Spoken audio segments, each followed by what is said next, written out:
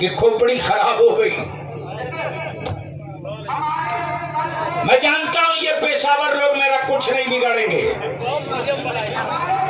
इसलिए कि ये वो गरोह है जो मेरी नस्लों को अंधभक्त बना रहा और बलियाबी की जिंदगी का मिशन है जो मेरे इमाम बरेली के ताजदार इमाम अहले सुन्नत ने अता किया है।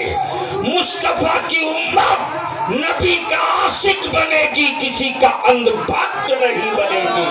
और जो नबी का आशिक होगा वो अंधभक्त नहीं होगा, जो अंधभक्त होगा वो अफीम खोर भी होगा, चूड़ी फरोश भी होगा, चादर फरोश भी होगा। लेकिन जो नबी का आशिक होगा उसकी जिंदगी का कदम कभी वैसे करनी की तरफ बढ़ेगा, कभी बिलाले हबशी की तरफ बढ़ेगा, कभी जुनैद बगदादी की तरफ बढ़ेगा, कभी पीराने पीर गौसे आजम की तरफ बढ़ेगा।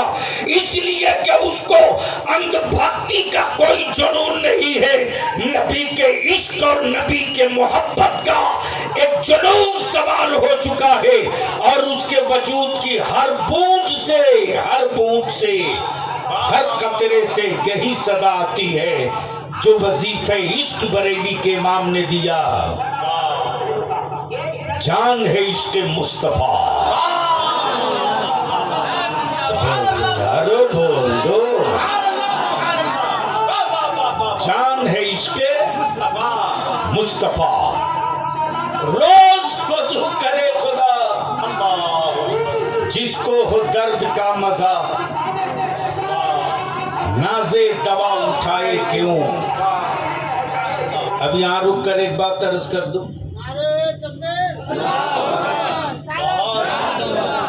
वाले बच्चों को टूवर, यतीम, मजबूर, गरीब समझ करके नजरअंदाज मत करना। ये तुम्हारे बेटों से ज्यादा जीनियस है। तुम हॉर्लिक्स पिला करके 30 पारा नहीं याद करा सके, तुम जूस पिला करके सूरे रहमान याद नहीं करा सके, तुम अखरोट और बादाम खिला करके सारा कलमा नहीं पढ़वा सके। लेकिन याद करके क्या क्या बरकतें हैं, क्या अता है मदीने के मुस्तफा का, कि मदरसे की जमीन कच्ची है, सोया है चटाई पर, बाप की गुर्बत सामने है, लेकिन जमीर में जिंदगी ऐसी है कि मेरे मदरसों का बच्चा किसी सेठ से भीख नहीं मांग सकता। कपड़ा गंदा है, मिट्टी से रगड़ के साफ कर लेगा जी, लेकिन किसी हवेली वाले के सामने साबुन की खैरात मांगने नहीं जाएगा। इसलिए ये गलतफहमी निकाल दो कि मौलवी मदरसे का निकला हुआ कुछ कर नहीं सकता। जब ये मुठिया के चावल का भात और पतली दाल खाकर 30 पारा हिफ्ज कर सकता है, तो याद रखो थोड़ा सा दिमाग लगा दे तो ये कुछ भी कर सकता है। नारे तकबीर, नारे रिसालत, जामिया तेगे गुलशने रज़ा, सरज़मीने पचतई, जिंदाबाद जिंदाबाद। क्या रोता है मुसलमान भिखमंगों की तरह साहब, क्या गजब है। ये हिफाजत की ताबीज मांग रहे हैं, वो भी उनसे जो खुद ही गैर महफूज है।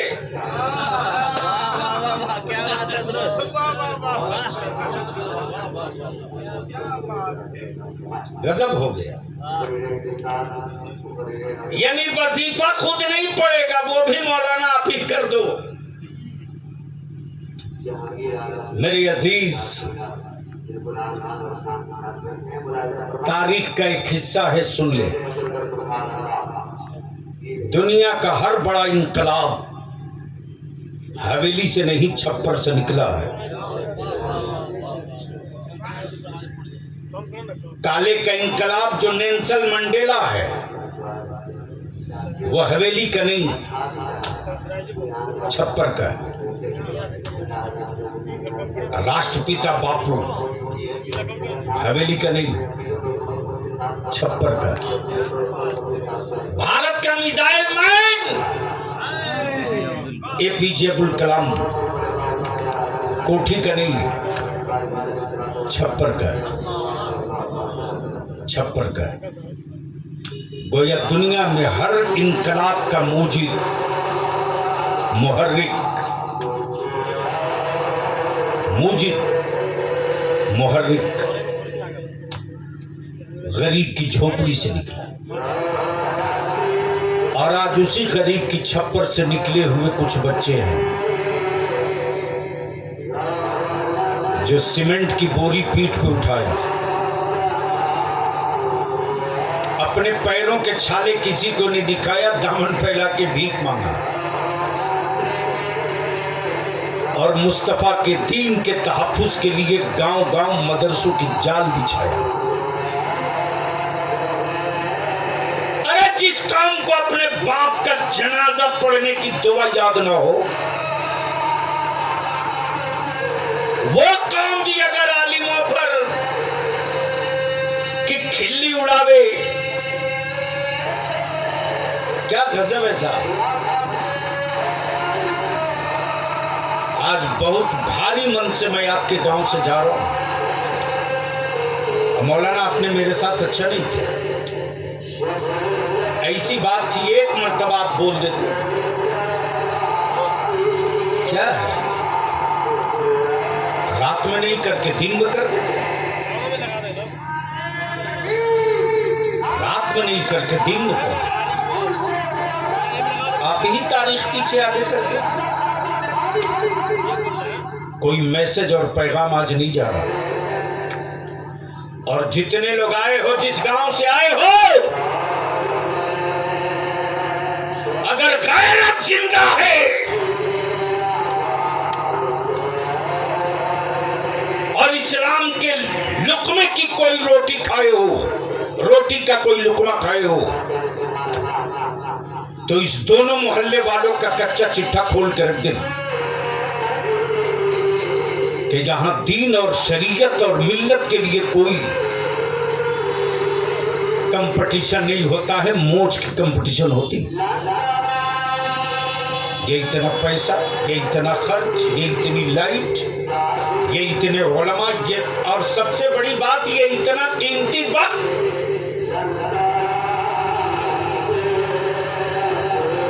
कल 12 बजे 3 से निकला, इलाहाबाद गया, मीटिंग में शरीक रहा, ढेर पर खड़ा है, ढेर पर मेरा बच्चा ढेर पर खड़ा, ढेर पर। और कैसे बिहार को बचाया जा रहा है, बोल दूं तो आग लग जाएगी, आग। तारे दिखेंगे दिन में, तारे।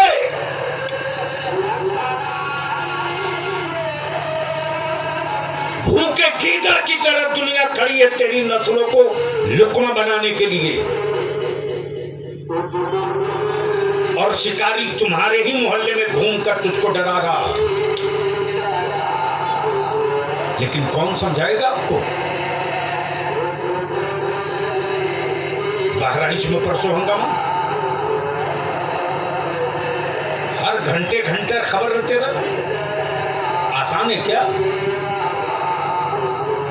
जहां डर के मारे कोई किसी से बात करने को तैयार नहीं है, इसका मतलब बलियाबी पागल हो गया है, जो इस काम के लिए खुद को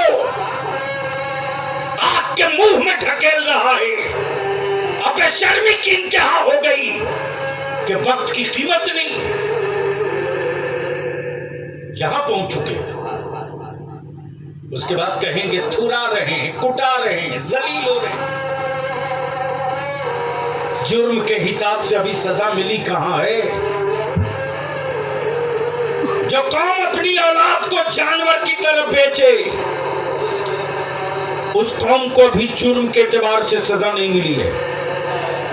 जो कौम अपनी मस्जिदों को भी वीरान रखे, उस कौम को भी जुर्म के एतबार से सजा नहीं मिली है। जो कौम अपने आलिमों की खिल्ली और मजाक उड़ावे, उस कौम को जुर्म के एतबार से भी सजा तय नहीं हुई। जो कौम रसूलुल्लाह के मेहमानों पर थपकियां कसे, अपना नौकर तसव्वुर करे उस कौम को जुर्म के एतबार से भी सजा की फाइल भी नहीं खुली है। इनाम उसको मिलता है जो इम्तिहान की मंजिलों से गुजरता है। जब कोई दार पे लटकता है खुबाइब बनकर तब इनाम पाता है मुस्तफा से। जब कोई अपने जिस्म की चमड़ियां उतरवा लेता है नबी के इश्क में, तब मदीने की सरकार से बिलाल को इनाम मिलता है। जब कोई पूरा कुंबा घराना खानदान कटा देता है करबला में, तब उसको इनाम मिलता है मेरे परवरदिगार के महबूब की अता से। इसलिए यहां मैदान में उतरे बगैर इनाम चाहिए। नमाज पढ़ेंगे नहीं, इनाम चाहिए। बहू चाहिए अंग्रेजी बोलने वाली, हिफाजत की तावीज मौलाना दो। बाप की प्रॉपर्टी तुम जोतो, बाप का बैलेंस तुम खाओ, और जाकनी के वक्त सूरह यासीन मौलाना पढ़े।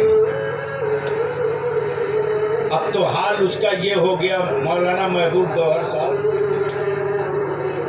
कि पहले हम लोग बचपना जब हम लोगों का था, छोटे थे तो हम लोग पारा तहसीलने जाते थे। पता नहीं ये रिवाज बचा है कि खत्म हो गया। खत्म हो गया। जाहिर सी बात है अंग्रेजी वाली बहू आएगी तो वो कुरान का